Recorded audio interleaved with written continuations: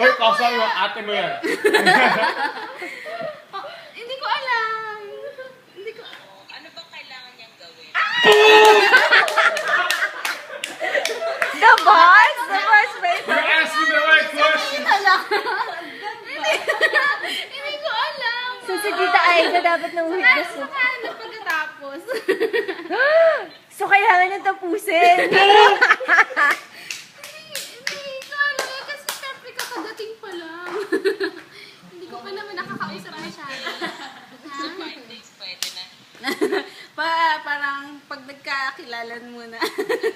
May ganon. Ewan ko, wala na. May chance. Kasi, Asama ng tingin eh. No way. Pero naka-video naman. Let's see. Tingnan natin. Kasi, ato dyan naka-video. Siyempre, hindi ko pa masasabi. Pero, siyempre, hindi naman. Hindi pa nagsasabi. I'm not saying no. Opo, maganda yan, maganda. Wala na pa. Pwede wala akong pasok. Ay, nag-leave ako para dito. Nag-leave siya ng isang linggo. 1 week ako nag-leave. Ako excited na excited. Nakakahiya din naman, di ba? Kasi, Pagsamahan mo siya para magkakilala kayo.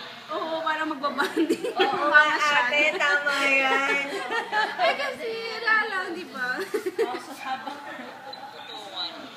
Mahirap naman. Eh, kasi nakakahiya na din nag-effort na eh.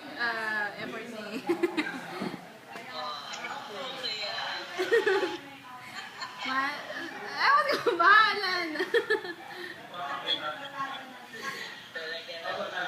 dala sa Egypt na kaigit na nga. Arba! Kaya si Kuya. Wala kayong pinag-uusapan. Okay, fine. I just want to go bilang. Anong oras na siya natin, Shine? Wait.